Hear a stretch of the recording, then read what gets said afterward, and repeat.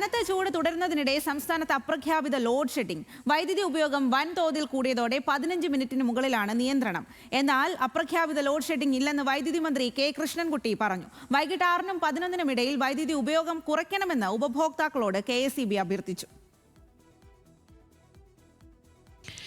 വൈദ്യുതി ഉപയോഗവും ആവശ്യകതയും സർവകാല റെക്കോർഡിലെത്തിയ സാഹചര്യത്തിലാണ് ലോഡ് റെസ്ട്രിക്ഷൻ എന്ന പേരിൽ അപ്രഖ്യാപിത വൈദ്യുതി നിയന്ത്രണം ഏർപ്പെടുത്തിയത്. ആദ്യഘട്ടത്തിൽ കണ്ണൂരും കാസർഗോഡുമായിരുന്നു നിയന്ത്രണം ഉണ്ടായിരുന്നതെങ്കിൽ ഇപ്പോൾ സംസ്ഥാന വ്യാപകമായാണ് വൈദ്യുതി നിയന്ത്രണം. പീക്ക് സമയമായ വൈകിട്ട് 6-നും 11-നും ഇടയ്ക്കാണ് 15 മിനിറ്റിന് മുകളിൽ വൈദ്യുതി മുടങ്ങുന്നത്. ഓരോ പ്രദേശത്തും ഓരോ സമയത്താണ് വൈദ്യുതി മുടങ്ങുന്നത്.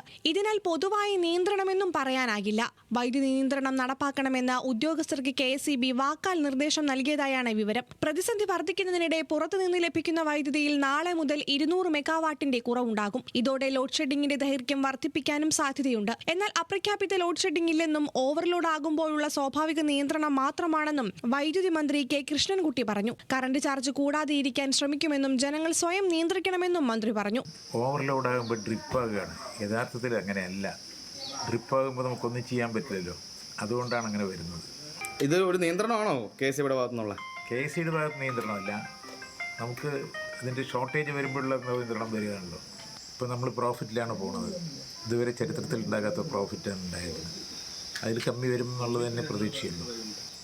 വൈദ്യുതി ബില്ല് കൂട്ടാതെ തന്നെ വാങ്ങാനുള്ള നടപടി ശ്രമിക്കില്ല. ഞാനിപ്പോൾ പറയാൻ പറ്റില്ല. അത് അക്കൗണ്ടൊക്കെ നോക്കിയിട്ടല്ലേ പറയാൻ പറ്റും.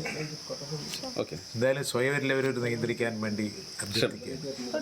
വൈദ്യുതി ഉപയോഗം കൂടിയതോടെ വൈകിട്ട് 6-നും 11-നും ഇടയിൽ ഉപയോഗം കുറയ്ക്കണമെന്ന് ഉപഭോക്താക്കളോട് KSEB അഭ്യർത്ഥിച്ചു. പീക്ക് സമയത്തെ വൈദ്യുതി ഉപയോഗം കുതിച്ചുയരുകയാണെന്നും പ്രസരണ വിതരണ ശൃംഖല വലിയ സമ്മർദ്ദത്തിലാകുന്നതിനാലാണ് വൈദ്യുതി തടസ്സപ്പെടുന്നതെന്ന് KSEBയുടെ വിശദീകരണം. Pump set, induction stove, water heater, ഇസ്തിരിപ്പെട്ടി, വാഷിംഗ് മെഷീൻ എന്നിവയുടെ പ്രവർത്തനം 6 മണിക്ക് ശേഷം ഒഴിവാക്കിയും AC-യുടെ താപനില 24 മുതൽ 26 ഡിഗ്രി സെൽഷ്യസായി ക്രമീകരിച്ചും പീക്ക് സമയത്തെ വൈദ്യുതി പ്രതിസന്ധി ഒഴിവാക്കാനാകുമെന്നും KSEB അഭ്യർത്ഥിച്ചു. ന്യൂസ് മലയാളം, തിരുവനന്തപുരം.